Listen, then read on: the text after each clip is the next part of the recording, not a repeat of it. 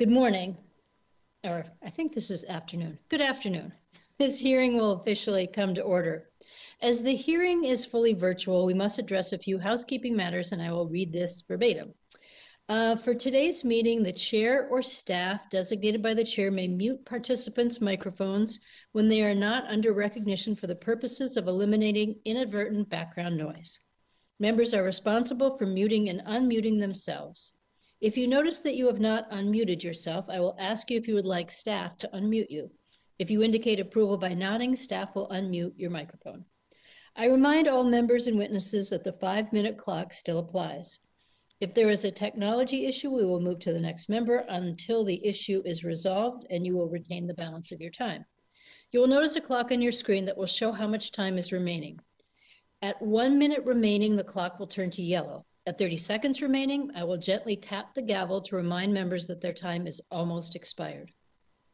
When your time is expired, the clock will turn red, and I will begin to recognize the next member.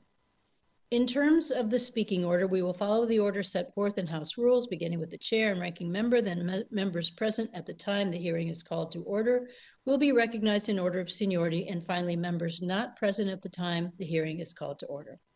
Finally, House rules require me to remind you that we have set up an email address to which members can send anything they wish to submit in writing at any of our hearings or markups. That email address has been provided in advance to your staff. Okay, that's the end. So I will begin. Well, thank you so much to our witnesses for being here and to committee members for taking up this important topic. COVID-19, as we all know, I don't have to say this, has taken a grave toll on communities across the country, and the dire impacts have been far-reaching. Today in this committee hearing, we'll examine how the pandemic has affected the arts and humanities sector. By nature, many of these organizations, like museums and performing arts groups, are inherently dependent on interaction with their consumers. So workers in these industries have faced high unemployment, lost income and benefits, and challenging decisions on how to protect their health while preserving their livelihoods.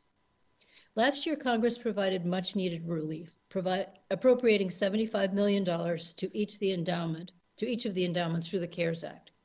Still, I think we all knew that the needs were far greater than that, and I am pleased that an additional $135 million has been provided for each endowment in the recent American Rescue Plan. The National Endowment for the Arts Office of Research and Analysis estimates that these funds will support about 234,000 jobs in the arts. These are largely good, stable, middle-class jobs and provide much-needed respite for organizations until normal funding streams can resume. In April 2020, the National Endowment for the Humanities estimated that museums and historic sites were reporting losses of $1 billion a month. The NEA estimates that while the national endowment rate for the fourth quarter of 2020 was approximately 6%, the unemployment rate for dancers and choreographers was 77.8%, for actors 47.6%, and for musicians 21.5%. Those are sobering statistics about the state of our arts and humanities sectors across the country. And it's important to remember, even though those are numbers, there are real people behind all those numbers, and that's the purpose of our hearing today. Today's witnesses represent a wide swath of arts and humanities groups from across the country, and they are integral to arts and humanities in their communities. I look forward to hearing from them what federal funding through the NEA and NEH has done to help these organizations and their communities, and what needs we may need to address as a subcommittee going forward.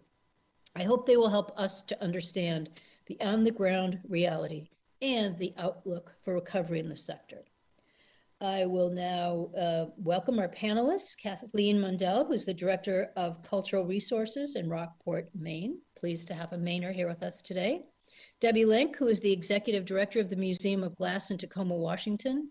Ulysses Slaughter, who is the Project Manager for Chester Made in Chester, Pennsylvania. And Caleb Cage, Nevada Board of Humanities, who I think we may hear more about from Mr. Amadei.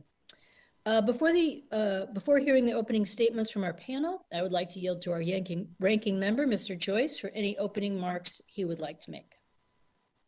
Thank you for yielding. Today's oversight hearing provides an opportunity to understand how the COVID-19 pandemic has affected arts and humanities organizations across the country and how federal resources are being used to mitigate the virus's impact. Like the chair, I'd like to welcome our witnesses, Caleb Cage, Deborah Lank, Cathleen Mundell, and Ulysses Slaughter. I appreciate you taking the time to join us this afternoon. COVID-19 has brought unprecedented hardships and tragedies, and it's turned a lot of lives upside down. It's disrupted our communities and left no industry untouched. I recognize that COVID-19 has hit the arts and humanities sector especially hard, given the industry's characteristics and the reliance on in-person experiences. Last spring, Congress passed and President Trump signed the Coronavirus Aid, Relief, and Economic Security Act, commonly known to as CARES.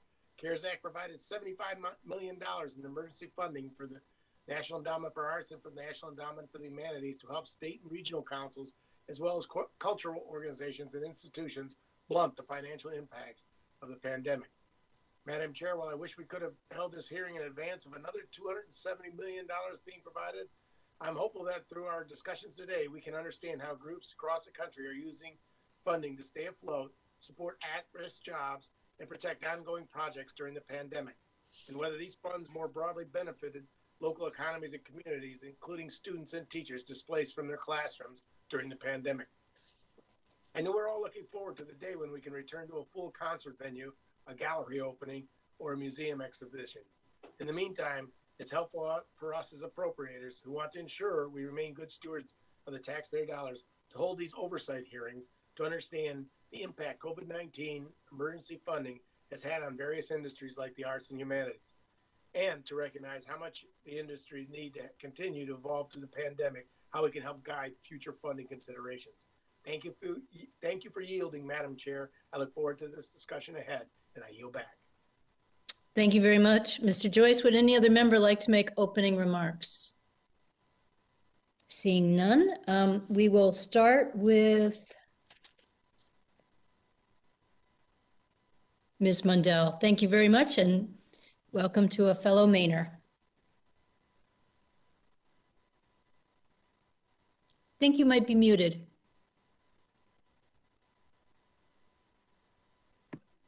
There you go. Great, thank you.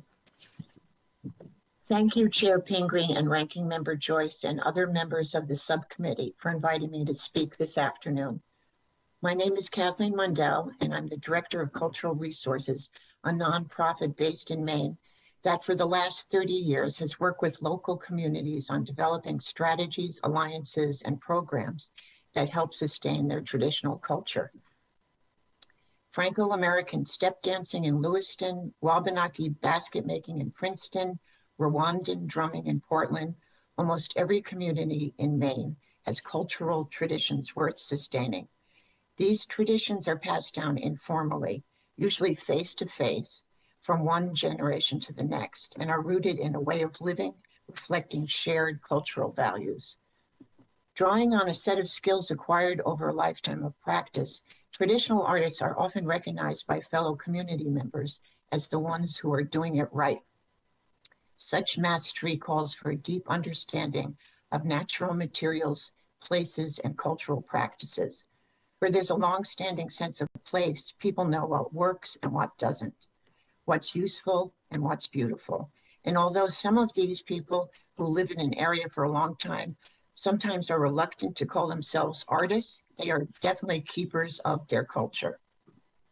Cultural Resources works with communities and artists to sustain this culture. We do this through fieldwork and community gatherings, resulting in the development of apprenticeship programs and traveling exhibits. Our longest working relationship is with the Wabanaki traditional artists and tribal members. These are members of the Passamaquoddy, Penobscot, Micmac, and Maliseet tribes.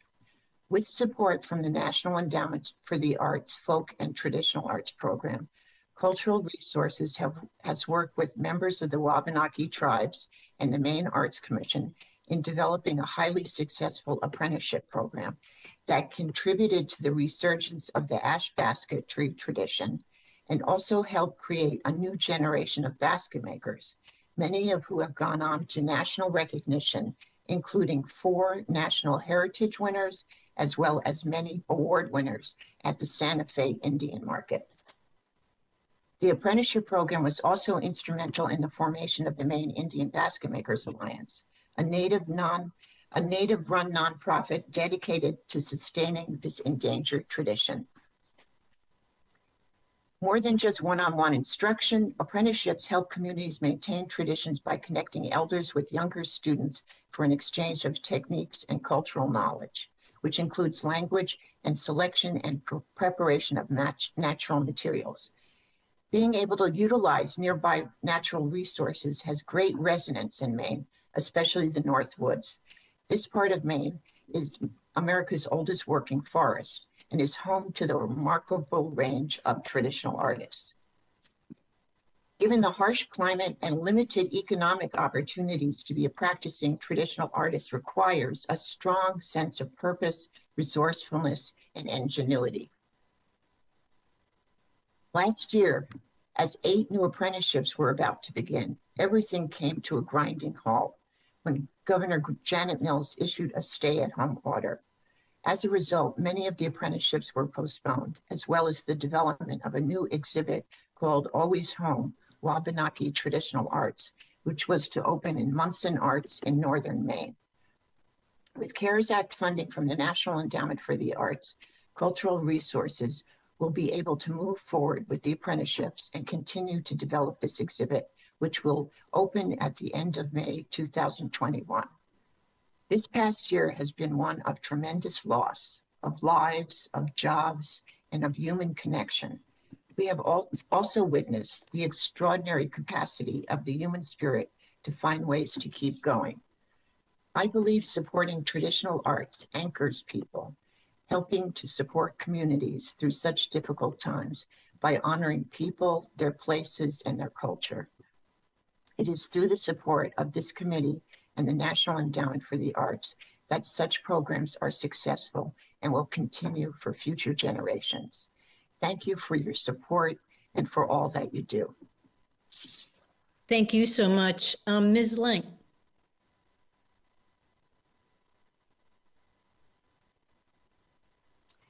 Thank you, Chair Pingree, Ranking Member Joyce, and members of the committee. As mentioned, I'm Debbie Link, Executive Director at Museum of Glass. I appreciate the opportunity to speak with you about the devastating effects of COVID-19 on museums and the communities we serve. Museum of Glass, affectionately known as MOG, is based in Tacoma, Washington. Long known as the Gritty City, we have a reputation for hard work, a large military presence, and a willingness to roll up our sleeves to make life more equitable and accessible for all. We are also known for glass. The Pacific Northwest is home to the largest concentration of glass artists in the world, making MOG a vital player in shaping the future of glass nationally and internationally. Unique among museums, we're a hands-on makerspace where creativity becomes art every day. The crowning feature of the museum is our hot shop with an amphitheater and 2 furnaces, each filled with 1,000 pounds of molten glass. We invite artists to experiment and work with our renowned team and use the glassmaking shop for community programs that heal, inspire, and educate. While most Museum of Glass programming is offered on site, MOG frequently provides in-class programs in local schools designed to foster critical thinking skills and instill a passion for lifelong learning. We've also been working to develop greater partnerships among historically underserved communities to bring access to our youth programs. We never imagined a world where Museum of Glass would operate only 4 months in 2020. Last March, for the first time in 20 years, our exhibitions, hot shop, and programming went idle. Without vital federal funding, including a grant from the National Endowment for the Arts, Museum of Glass would not have survived this past year. Thanks to the NEA, we've deepened our understanding of arts as healing through our Hot Shop Heroes program, which supports the individual therapies of soldiers and vets with visible and invisible wounds, injury, or illness. The NEA was one of the first to support the museum's effort to engage the military in their recovery, and work towards understanding why a structured series of glassmaking classes seem to profoundly impact wellness. Throughout this extraordinary year, we've remained concerned about the financial and human impacts of our closure. An independent news site here in Seattle, Crosscut, recently surveyed 118 local arts organizations on the impact of COVID-19. The majority, 72% of the respondents, said they don't have enough cash on hand to cover operating expenses for the next 12 months. This is the reality for nonprofit arts organizations like MOG. 50% of our museum's revenue comes from earned sources: admission tickets, hands-on activities, classes, etc. To sustain the organization for the long term and position us for a very unpredictable year, we placed all staff on furlough immediately after closing. It was difficult and it took an emotional toll on our people. The financial instability of families, stress of parents homeschooling children, the social and political climate, fear of coronavirus, and a constant state of evolving restrictions have pushed people to their limits. Our communities need art more than ever. CARES Act, PPP, and EIDL loans were critical lifelines for us to cover ongoing site costs and to adapt key programs to virtual formats. We also received a special COVID CARES Act grant from the NEA to bring our hotshot staff back to evolve our techniques and create safe processes to blow glass with masks on. On April 2nd, Museum of Glass will reopen, and we believe guests are ready to return. We look forward to re-engaging programs that had to be put on hold. At the institutional level, this next year will still be uncertain. The health of museums is dependent on federal programs and funding provided by organizations like the National Endowment for the Arts, which enable us to do what we do best: heal our communities through art. Thank you. I appreciate the chance to tell MOG's story and let you know how much we appreciate your support. Thank you so much for your testimony. And since my birthday is April 2nd, I really appreciate you recognizing that day for your reopening. Happy to do that. To me, yes. Mr. Slaughter, we would love to hear your testimony. Good afternoon. My name is Ulysses Slaughter. I am the Senior Project Manager for the Pennsylvania Humanities Council and the Project Manager for the Arts and Culture initiative called Chester Made. Today, I'd like to talk with you about how COVID-19 has impacted places like Chester, Pennsylvania, and cultural organizations throughout the state, and how CARES funding is helping to help us to continue to reclaim, repurpose, and rebuild our lives and communities. I want to thank you, Subcommittee Chair, Congresswoman Pingree, and the members of the subcommittee for inviting me during this very, very difficult time. The Pennsylvania Humanities Council is one of the many state humanities councils across the nation that partners with the National Endowment for the Humanities. We put the humanities in action to create positive change. We are the voice and the leader for Pennsylvania's cultural sector, including our museums, historical societies, and public libraries. Over the last 2 decades, I've worked on the ground with Chester's creatives in cultural communities and now manage the project we call Chester Made. I am proud to be both a witness and an actor on the stage of Chester's relentless fight to bring joy, peace, and harmony to a town that refuses to be defeated. Chester, Pennsylvania is the first city of Pennsylvania, a city of 30,000 that lies just outside of Philadelphia. Founded in 1682 by William Penn, Chester thrived in the early 20th century as a manufacturing hub. Like many industrial cities, however, fortunes fell when factories closed. Nevertheless, we see people boarded up buildings and people think that this is a disinvestment. Well, the artists in Chester see this as an asset. They see this as an opportunity. That's what artists do. They know that the most important and precious resource in a town is its city. I want to be clear that Chester is in fact one of the hardest hit places in Pennsylvania, but not just because of the pandemic, but because of a long history of racial, environmental, and economic injustice. People like legendary martial artist Frida Cheetah Gibbs comes from Chester. Reverend Dr. Martin Luther King studied in Chester, and a woman named Ethel Waters was inspired here in this city called Chester. Chester Made was a name that was given by the people to Chester Made, and it flows off of the slogan, "What Chester makes, makes Chester." It's a humanities-based initiative that is designed to celebrate and promote arts and culture in the city of Chester. It is a project of the Pennsylvania Humanities Council and one that is co-created with the Pennsylvania Humanities Council. Chester Made is based on a simple idea that community revitalization can be accomplished by building on the strengths and talents of community residents.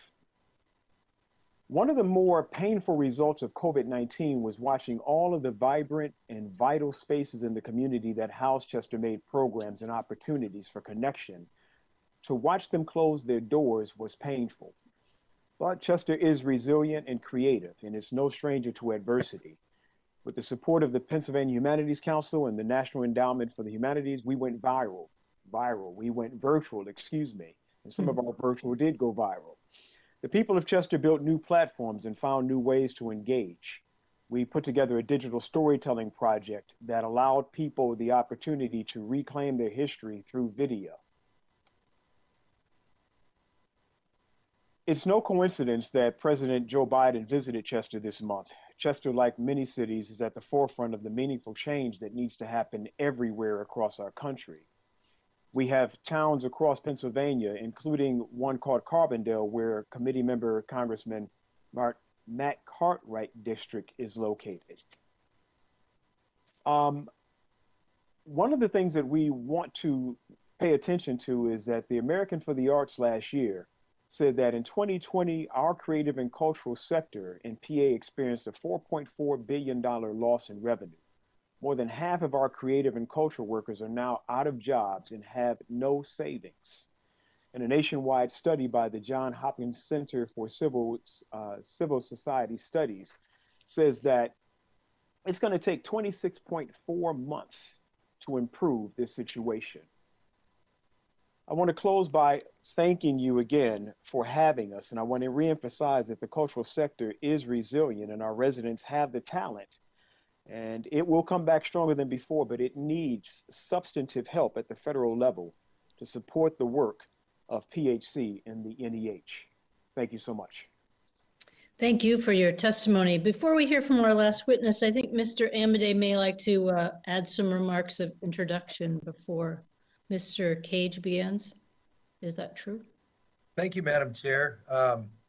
And listen, I won't do a keynote introduction because it's Caleb's testimony that we're looking for, not my intro, but I'll just say that your committee staff has done an excellent job of identifying someone from a nationwide perspective who is basically a utility infielder for public service, whether that's service in his younger years, not that he's old compared to me, but as in our nation as a graduate of the U.S. Military Academy, serving in the Middle East, returning to Nevada, fulfilling a variety of roles there, some of which involve veterans in terms of standing up some new offices for veteran services, as well as State Director of Emergency Management and those sorts of things. In his latest role, he is directing the state's COVID-19 efforts in terms of managing, coordinating that stuff. But he's here today, and you've got a great witness because he's a volunteer member of the Nevada Board for Humanities.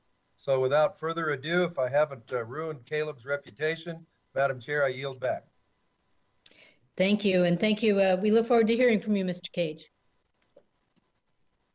Thank you very much, Madam Chair and members of the subcommittee, and thank you for that introduction, Congressman Amadei. Thank you for the opportunity to present testimony on behalf of state humanities councils and state affiliates of the National Endowment for the Humanities. As you know, my name is Caleb Cage, and I serve as a governor's appointee to the Nevada Humanities Board of Trustees. I also currently serve as the COVID-19 Response Director for the state of Nevada.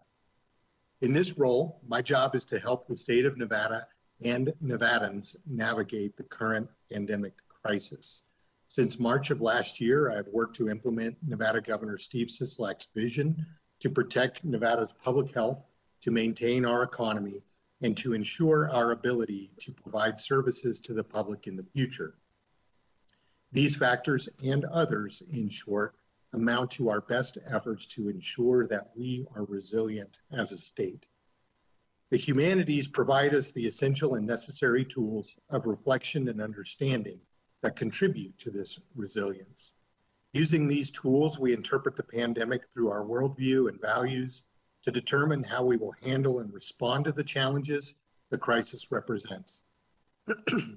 This is the act of assessing our current situation in terms of what we have experienced throughout our history and having the vision and wisdom to both look forward to and create a different future. As we find meaning in crisis our nation is experiencing today, we determine how we can persevere as individuals and also collectively as members of a society, of a culture, and of our local communities. This is the work of the humanities. This is also the work of Nevada Humanities as Nevada's leading cultural organization, collaborating with libraries, historical societies, museums, folk life centers, and other cultural organizations of many kinds.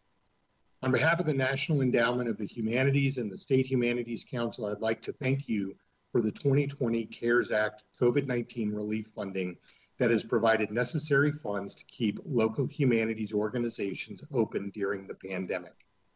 On a national scale, the American Alliance of Museums estimates that 1/3 of museums in the United States will permanently close as a result of COVID-19, while over 52% of museums have 6 months or less of operating reserves, and 53% have had to furlough or lay off staff. These challenges have also been felt acutely by humanities organizations in Nevada, and our organizations mirror the national crisis. The National Endowment for the Humanities received $75 million in CARES Act funds, which became a lifeline for cultural and educational organizations. In Nevada, Nevada Humanities distributed $368,873 in CARES Act grants to 46 organizations across the state, providing rapid response, short-term operating support for Nevada nonprofit humanities and cultural organizations facing the crisis of the pandemic. I'd like to share some examples of some of those programs at the local level. Marilyn Gillespie, Executive Director of the Las Vegas Natural History Museum, notes that through her programs, Southern Nevada children and their families could remain connected with humanities-focused programs and high-quality educational resources despite the numerous changes in their daily lives presented by COVID-19, because of COVID-19. In Northern Nevada, the David J. Draculich Art Foundation, a small nonprofit organization founded by the family of fallen U.S. Army Sergeant David J. Draculich. As a veteran of the Iraq War and former director of veteran services at the state, I've worked closely with this organization and can tell you of the great work they do. But in the founder, Tina Draculich's words, as she shared with us, the Nevada Humanities CARES grant came at a time of great uncertainty. It helped the David J. Draculich Art Foundation employ veterans to sew masks for the community using donated supplies and military uniforms at the time when PPE was unavailable to individuals scrambling to protect themselves from COVID-19. And finally, in reference to the National Cowboy Poetry Gathering, or the Gathering, the founder or the executive director notes, the National Cowboy Poetry Gathering normally injects several $1 million into the local economy at a time of year when it is needed most. But this year, the pandemic prohibited us from holding an in-person event, resulting in a 60% loss in operating income. Funding we received from the National Endowment of the Humanities and other CARES Act grant funding allowed us to continue. Thank you very much. Thank you so much for your testimony. I don't think we've ever had a panel of witnesses that were so perfectly timed to 5 minutes each. It's quite an impressive panel, and you're impressive in so many other ways. We'll begin the questions, and I will start by recognizing myself for 5 minutes. So Cathleen, thank you again so much for being here and representing the work that you do in Maine. We're all really grateful for the many years you put in to preserve such important Maine traditions. And I want you to know that the baskets behind me always are there. I didn't just bring them up for this particular meeting, but I would have, because we're so proud of our Wabanaki basket makers, and you've just done an incredible job. at expanding their reach and helping to build their national notoriety.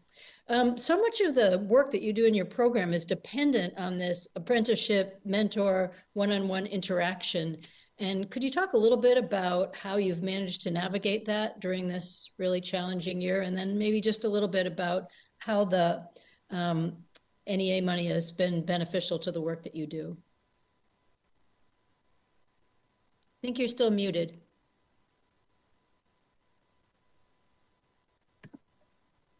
I was very glad to see the baskets behind you. It was like seeing friends back there.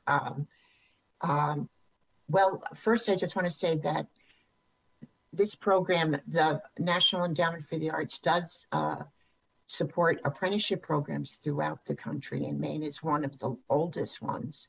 And it was so instrumental in the resurgence of this basket making tradition because it really focused on elders passing on skills to a new generation. And it basically was almost 30 years this has been going on. But I think in COVID times, it was very difficult on a couple of levels. One was that sometimes the master student would live close to the apprentice and would know the person, but they didn't really want to risk it because the person was elderly, so they would do it virtually. And I think one thing about the apprenticeship program is it really is about that one-on-one human connection where people have to meet, they have to go outside, they have to spend a period of time getting to know one another for it to really take hold. So I think a lot of people got discouraged kind of early on and decided they were going to wait till they were vaccinated, which in many of the tribal communities in Maine, they had early vaccination. So they were one of the first communities to be fully vaccinated. So some of those master artists are now starting their apprenticeships, which is great to hear. Thank you, and thanks again for the work that you do. Mr. Slaughter, it was fascinating to hear your testimony, and I wish you could talk a little bit more about the role that the arts play in revitalizing communities that have been economically challenged, as you discussed. The role that the arts play in revitalizing the communities. So it's so important for people to be creative in spaces that are restricted. And there's a lot of restriction that people have had to deal with. And in places like Chester and places in like Carlisle, people have had to figure new things out. And a lot of times, Madam, people will say that they're not an artist. And what we find is that, in fact, it's the art that inspires people to think outside of the proverbial box. People are thinking very different than they used to. They're trying to figure out what's the answer, what's the way, what's the strategy. And so having arts as a model gives people an opportunity to say, well, you know what, I actually can figure out another road to take, or we can figure out another road to take.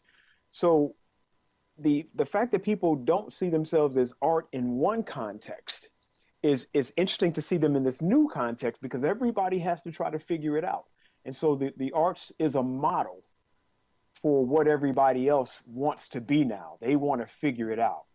And, you know, from people literally creating masks to doing whatever they got to do, suddenly everybody is an artist. And it's a beautiful thing to see, because art will always find a way. Great. That's a wonderful way to look at it. I only have a few minutes left, so I will yield back and yield to Mr. Joyce for 5 minutes. Thank you, Madam Chair. If you'd beg my forgiveness, I'd like to yield to my dear friend, Mr. Amity, so he can ask questions of Mr. Cage, I'm sure, here, and I will pick up my time later on. Thank you. Mr. Amity. Thank you, Madam Chair, and thank you to the yanking member. Nice slip, Madam Chair, but I think you hit the nail right on the head. Anyhow, listen, I'm very interested in hearing what Mr. Slaughter just said, and whether we're talking Tacoma or Pennsylvania or the folks up in Maine, my experience with the National Endowment and the arts folks have been that they've always been very responsible with the money that they've got. And my impression is what we've done with the COVID monies that they've been provided in these various forms of litigation, it's no different. They're trying to spread it wide. They're using transparent processes. All good. Hats off. Way to go. But I think as we're talking about the arts, I would be interested because it's almost like we've got a patient here who's sick and the arts, quote unquote, are the heart of the program, but there's problems with the lungs and the other organs, if you will, that need treatment too. And so what we're saying is, well, maybe shuttered venues got some help as a name specifically, and certainly they're worthy of help.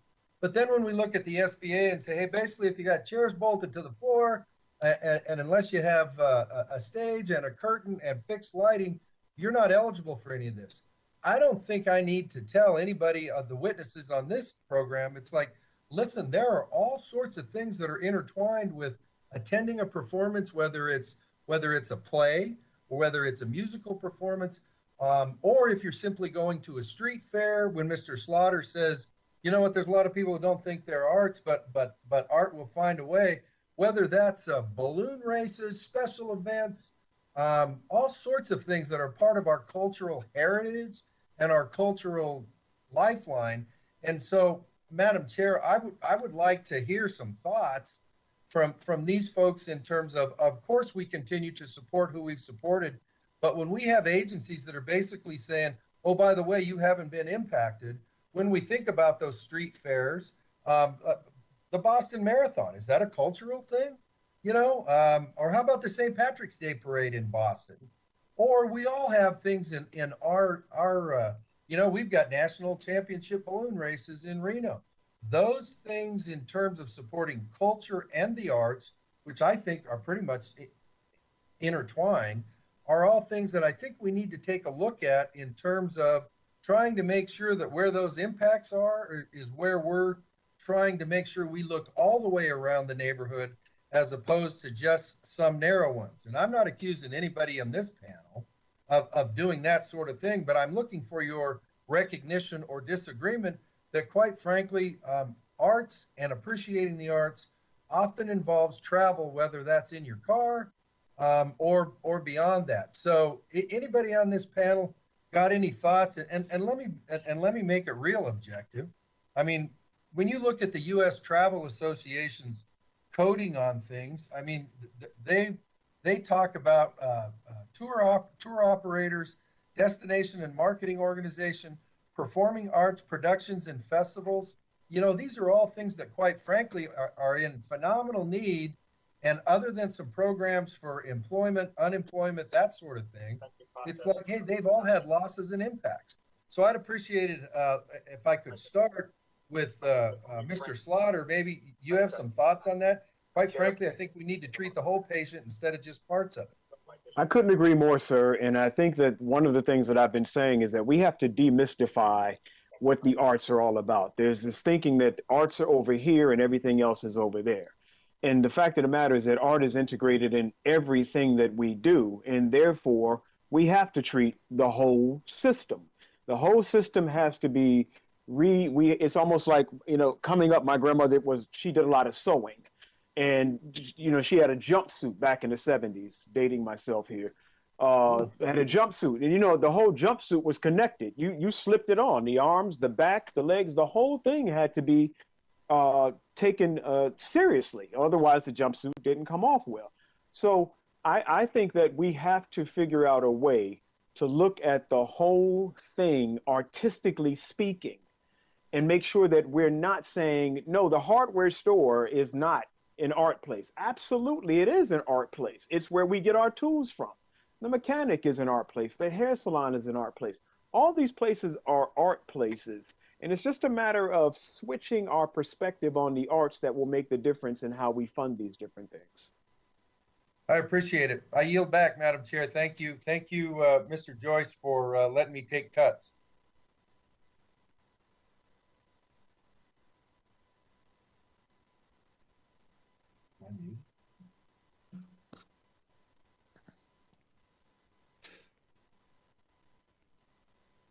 comments. I yield back, Madam Chair. Thank you. Oh, sorry, I was not unmuted. You'd think after I have to tell everybody else to unmute, could remember. All right, I recognize Chair McCollum for 5 minutes. Well, thank you so much. And I want to thank all the witnesses for sharing your work in your communities and how the pandemic has impacted your organizations, as well as the creators and the performers and the audiences you all work with. Chair Pingree, this is a fabulous hearing to start out with. It's important because sometimes people don't think of the arts and the humanities and their importance as job creators and economic development opportunities in our communities. The crisis that's been facing the arts and the humanities is just so important to our economy. And it's a job engine. It's one in my district. So workers in the arts and the humanities sectors, you know, they range from everything from proud union members that I work with to independent artists, people in the academics, and nonprofit employees. In normal times, these creative professionals in the arts power a sector that generates 4.5% of our country's GDP. And that's supporting 5 million jobs. But we know because of COVID-19, the arts sector has now lost over $15 billion in economic activity, and a lot of people, our fellow Americans, are out of work. And I just want to give a shout out to our subcommittee. While I was chair, and our subcommittee worked very hard to include in the CARES Act a supplemental relief funding, and that was $75 million for the National Endowments of the Arts and the National Endowment for the Humanities. And I'm very proud that Congress continued those investments under Chair Pingree's leadership with an additional $135 million in the American Rescue Plan. But when it comes to this pandemic, we're going to need the arts and the humanities to be there for us in order to heal, in order to move forward.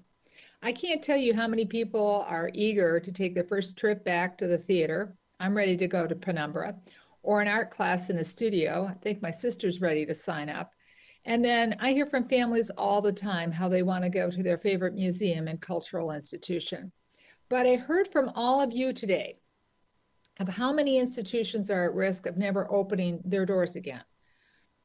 So that would leave a devastating hole, not only in our economy, but in the richness and diversity of our community life, especially for our artists of diversity who are struggling on a shoestring most often to begin with.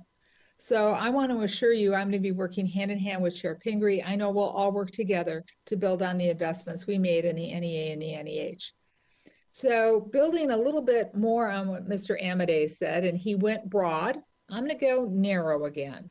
I'd like to all of you to kind of take in the next 2 minutes. What do your institutions anticipate needing to do to successfully reopen and re-engage? And does the arts and humanities sector, do we need to do some additional flexibility in the use of funds or in language that is surrounding the use of these funds to help your communities through these tough times?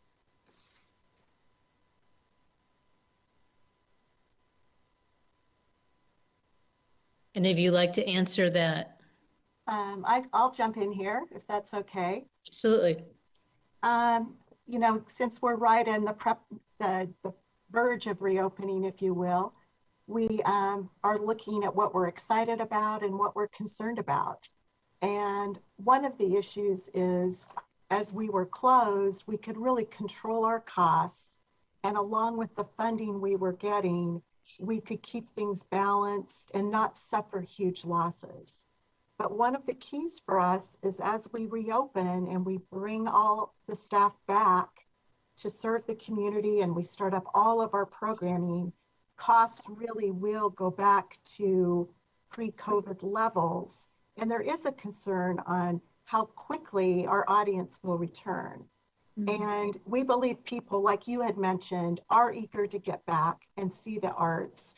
But there is a reality to how will that balance occur?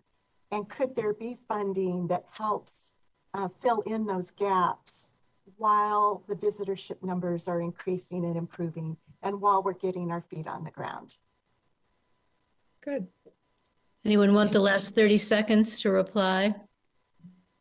Chair Pingree, this is Caleb Cage from Nevada, if it's okay. Absolutely. I think that it's a great question, and one, of course, we're asking in every sector here in the state, from restaurants and our resort industry and everything else is one of recovery. And I'll just say that I believe that humanities councils are essential to that statewide recovery, and I think that the support that you're providing going forward, and I'll end it there, but it will be critical. Well, thank you, Madam Chair. And as a social studies teachers, the arts and the humanities, for me, they go hand in hand. Thank you. I yield back. Thank you. Mr. Kilmer, you are recognized for 5 minutes. Thanks, Madam Chair. First, I just want to thank all of our witnesses, and I'm pleased that Director Lank is here from the Museum of Glass in Tacoma. I have the honor of representing that museum, and it really is just a crown jewel of our community. I have to tell you, we have a lot of memorable moments in these jobs, and to me, one of the most memorable was visiting the Museum of Glass and hearing from a veteran who participated in the museum's Hot Shop Heroes program, which provides access to arts programming for service members and veterans, often experiencing post-traumatic stress and other disorders. And he said something to me that I'll never forget. He said, I spent years in the Middle East learning how to break things, and now it means a lot that I have the chance to learn how to make things and create things.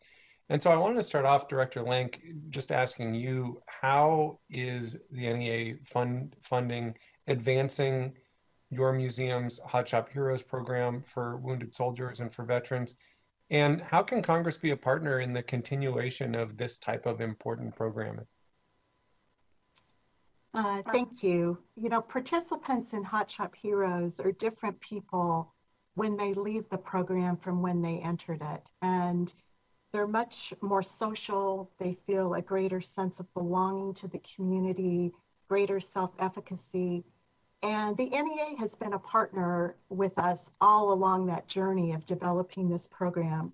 They helped us initially understand why glassmaking was therapeutic.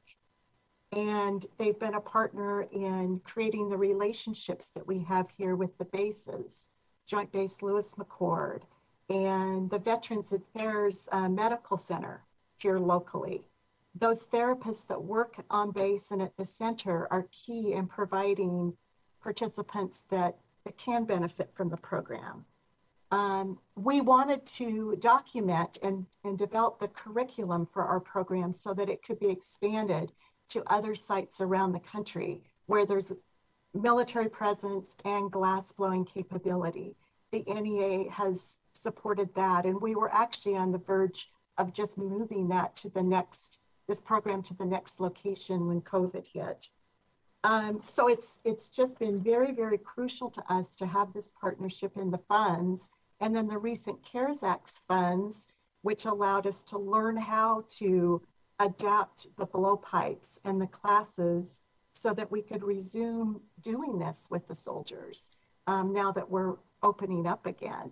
Again, without that funding, we wouldn't have been able to bring the team back ahead of opening and really get to the bottom of how to do that. So it's been very, very important for us. Thank you for that, and know the impact that you're having. I was taken by all of the witnesses' comments around just the financial strain that the pandemic has meant. I know, Director Lank, that your museum has, and like a lot of arts institutions, have really made the effort to reach out to underserved communities and make sure that these cultural institutions are serving everybody. I'm curious how the pandemic has impacted the museum's ability to engage with underserved communities. And I'll start with Director Lank, but if others want to weigh in on that, I'd welcome that too. Yeah, absolutely. I mean, initially we were out working with community centers in neighborhoods and wanting to take more programs off-site. But one of the silver linings of COVID was bringing back our education team and converting some of the key programs like Science of Art, for instance, that connects scientific principles with the properties of glass, and being able to convert that to a video program and connect with our schools.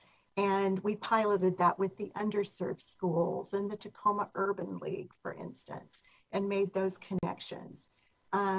Glass breaks, which are videos of great moments in the hot shop that we were able to develop. One of the silver linings is that our reach will be extended even after COVID because of having programs that will endure and can reach into these neighborhoods that maybe can't visit our site or are not within driving distance. So I think there's just been a lot, that's one thing we can look to and say, we'll be better in the end for having done that.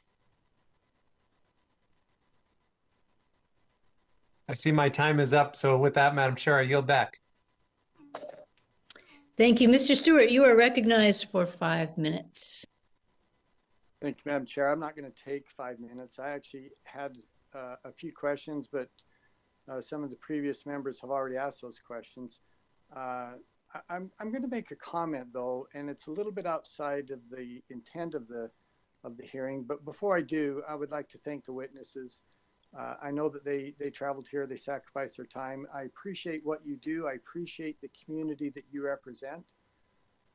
I don't consider myself an artist, although in a way, perhaps I am, in the sense that I've spent much of my life writing, made a living as a writer, and I guess that's a bit of an art in a way. And I have an appreciation for the community. That the Utah Cultural Alliance is an organization I work with frequently. I consider many of them friends. I certainly support their goals. We do as much as we can to help them, and we have since I've been in Congress. And I would extend that same help to the witnesses and their organizations. I would maybe make this comment, and this isn't directed towards the witnesses as much as it is towards the other members of Congress, and that is the money that we've appropriated for these efforts. Although I support, we also have to recognize that it's entirely unsustainable.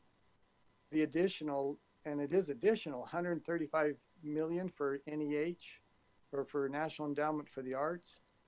I mean, at some point we have to ask ourselves again, as members of Congress, how much money can we spend? At what point do we say we think we've spent too much? And what are our priorities for that? I know that that's another conversation and it's not the point of this hearing, but again, to the witnesses, the people who've shared their arts and their talents, the federal government can't be the only source of revenue for these artists. We can help and we should, but they have to be sustainable on their own as well. And I think most of these artists, that's their goal. They want people to appreciate their art and to be willing to pay for the appreciation of that art. And again, the federal government can have a role in sustaining them in some way, but it can't be the only source for them. Again, the questions that I was going to ask related to the pandemic have already been asked, and I will yield back my time. Thank you.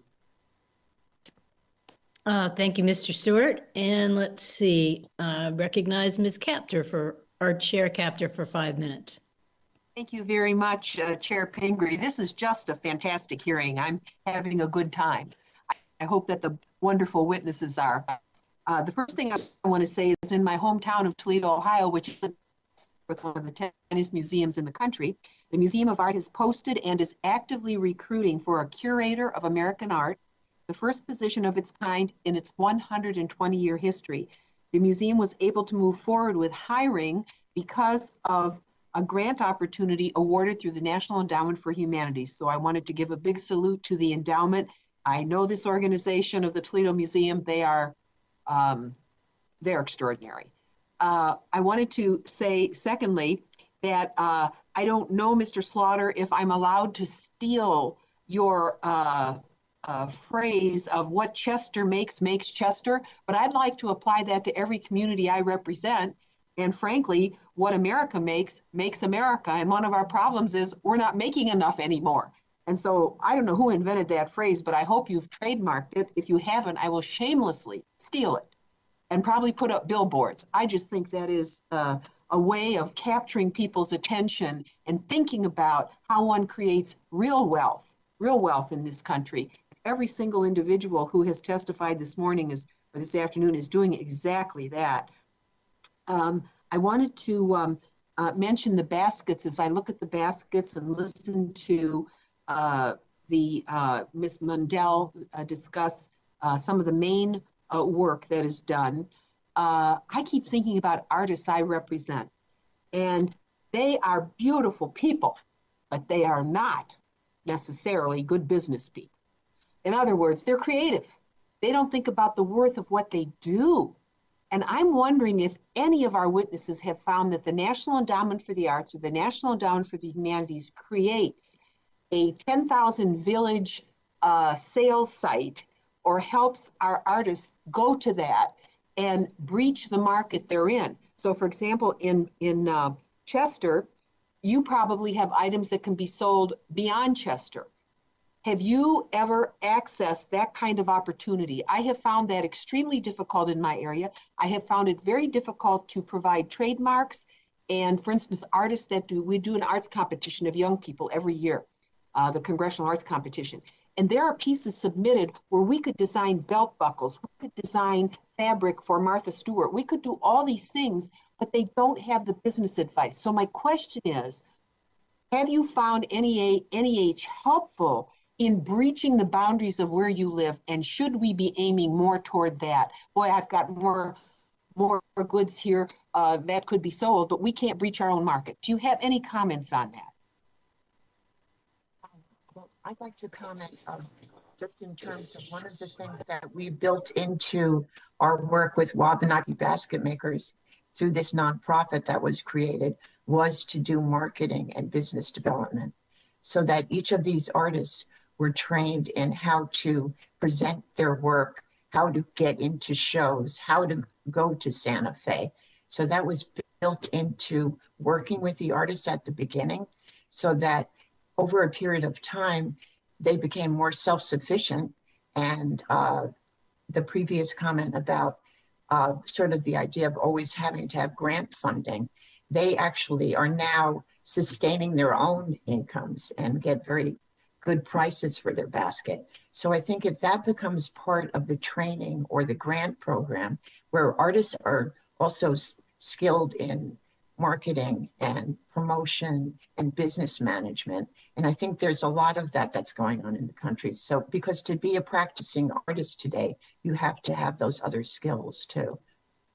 Yes, I appreciate, is this on? I appreciate your comments because I have found that's a difficult hurdle. And many of these artists are businesses that are under stress and they need to have a piece where they can produce or hire others to do their work, but then sell into a broader market. And I find that's really where there's a big problem. We have individuals making little cards, where they sell as stationery and so forth. But for them to sell outside their market is a step above where they are. It could be creating new enterprise for just our region, but exporting to different towns, to different places, obviously first in North America, but not necessarily only here. So I just wanted to put that out there. Maybe you can give comments to the record also as we seek to, as the prior member mentioned, create more business. Oh, I just see it's like a volcano. It's there. We just haven't found the way to lift it further.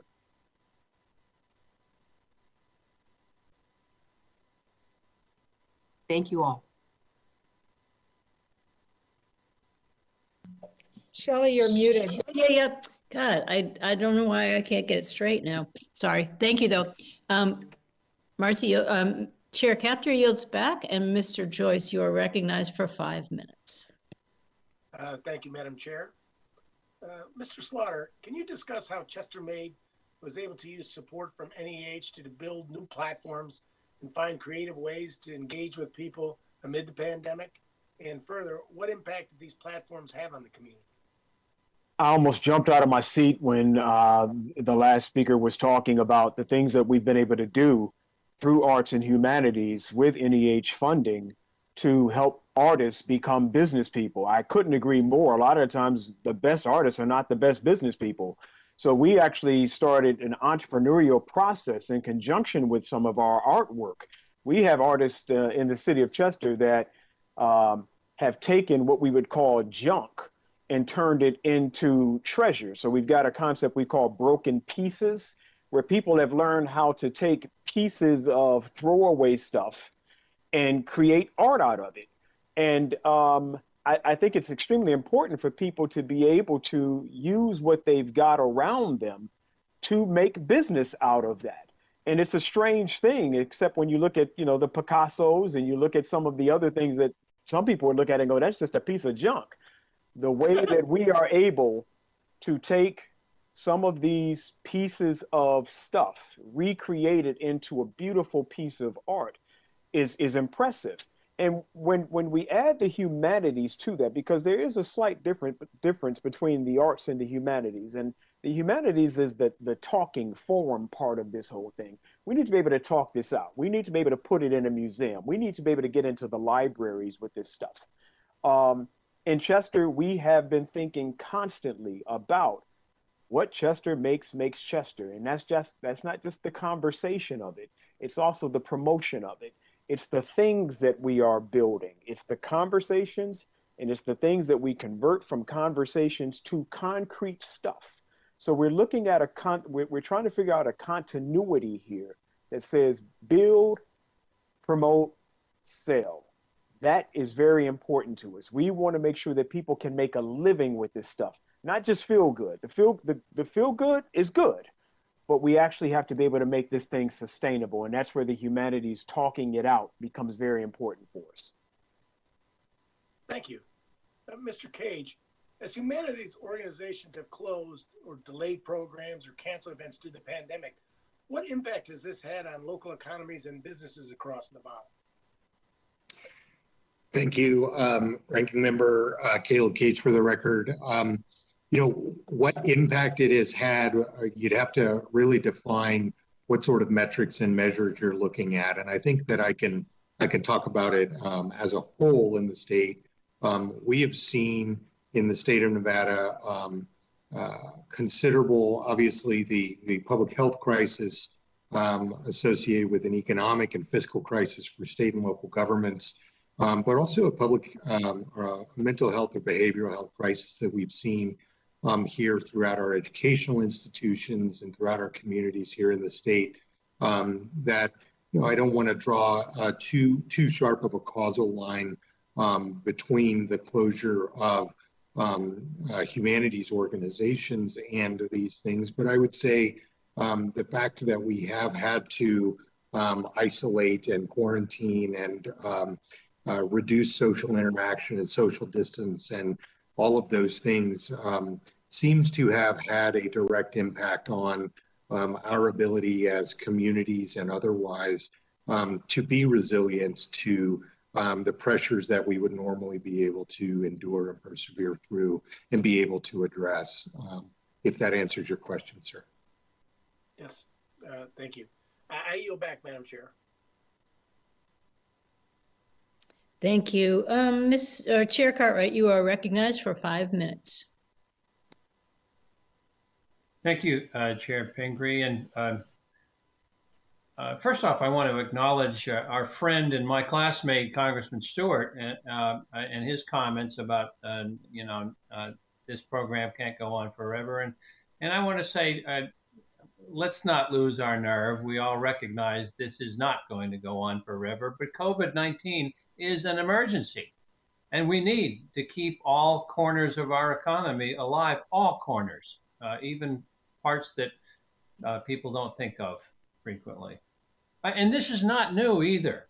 The idea of supporting all parts of our economy, including the arts and humanities, during the depths of the Great Depression and into the early years of World War II, the federal government supported the arts in unprecedented ways for 11 years between 1933 and 1943. Federal dollars employed artists, photographers, musicians, actors, writers, and dancers. And that, in fact, the legacy goes on. I made my living as a courtroom jury trial lawyer and tried a lot of cases in federal courthouses that were built during that time. Federal courthouses at that time were filled with murals that still remain and are amazing, sweeping things. I mean, anyone venturing into these courtrooms would see these murals and not fail to be struck by the enormity and the solemnity of the delivery of justice. So this is not unprecedented that we do these things. I want to invite the attention of Mr. Slaughter for a quick question. In your testimony, you briefly discussed one of the Pennsylvania Humanities Council's signature programs, Pennsylvania Community Heart and Soul, which applies a humanities-based approach to community and economic development. Can you elaborate on the importance of incorporating the humanities into community and economic development, particularly as communities look to heal and rebuild after COVID-19?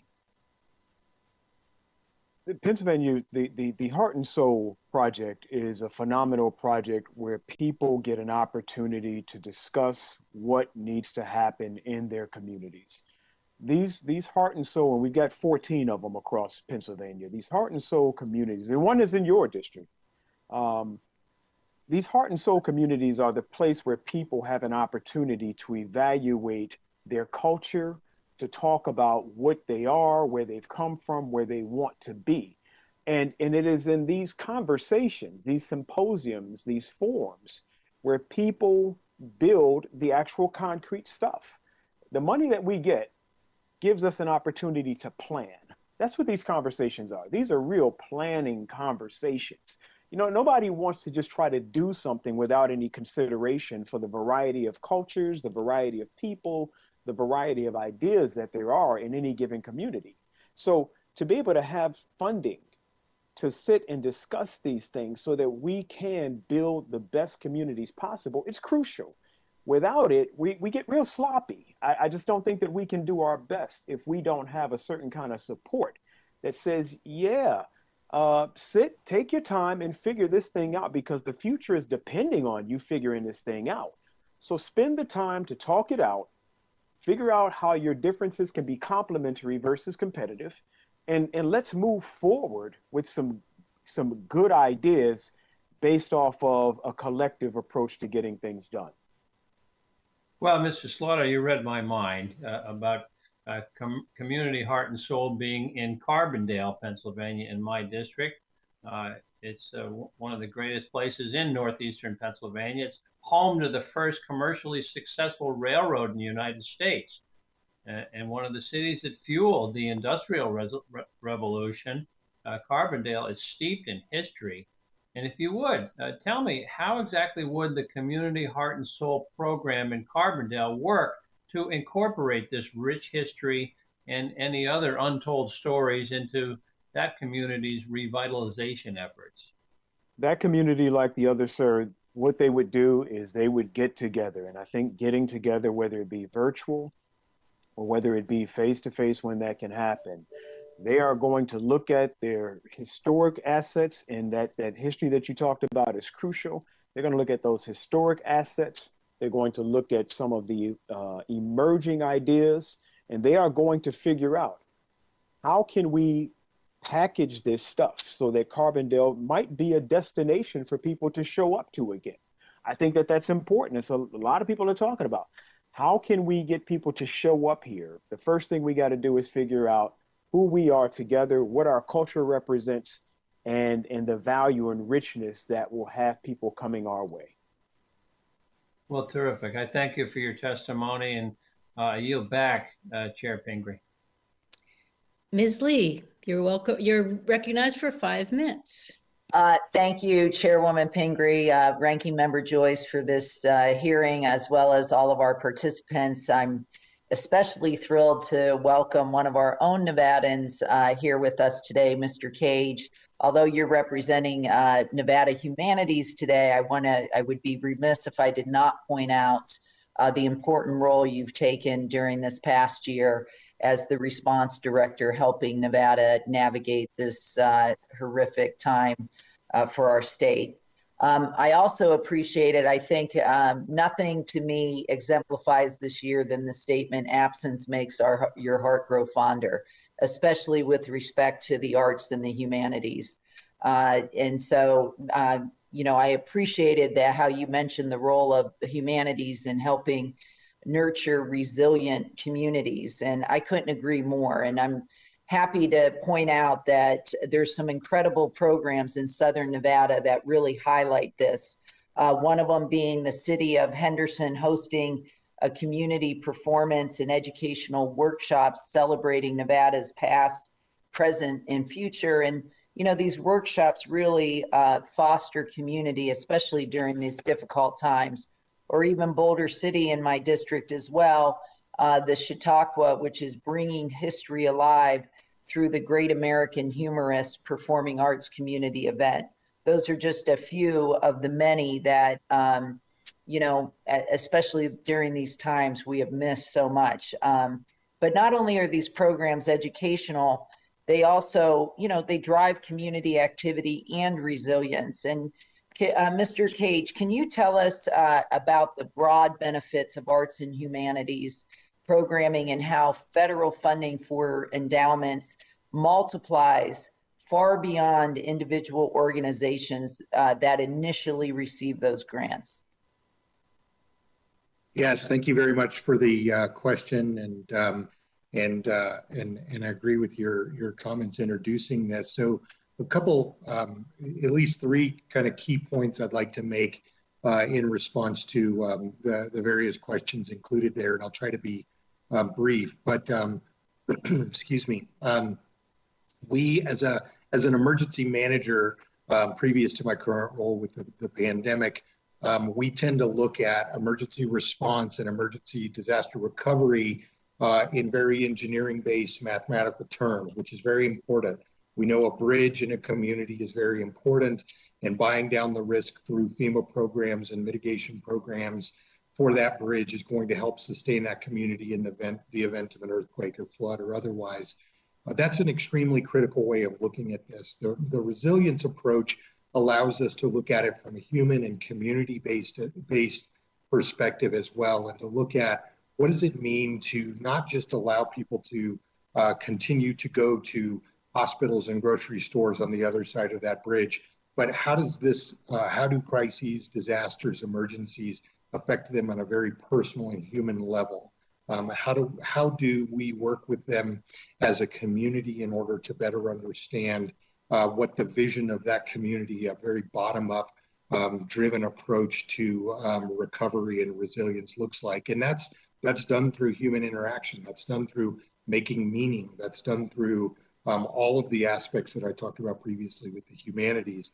The dollars that were provided through the programs that we've talked about today have been absolutely critical in addressing the profound impact for local arts and, humanities organizations that they've relied on these dollars in order to keep their doors open, and if they provided a lifeline to these organizations. And I'll point out, and I'll stop here, but my final point will be these dollars and programs are woven into state and nonprofit and other community support dollars that are provided to support the humanities, such as our university and college system here in the state, which is providing humanities education and training to tens of thousands of Nevadan students. So thank you. Thank you, Mr. Cage. You know, what we've also seen during this time, many of our humanities organizations pivot to virtual programming.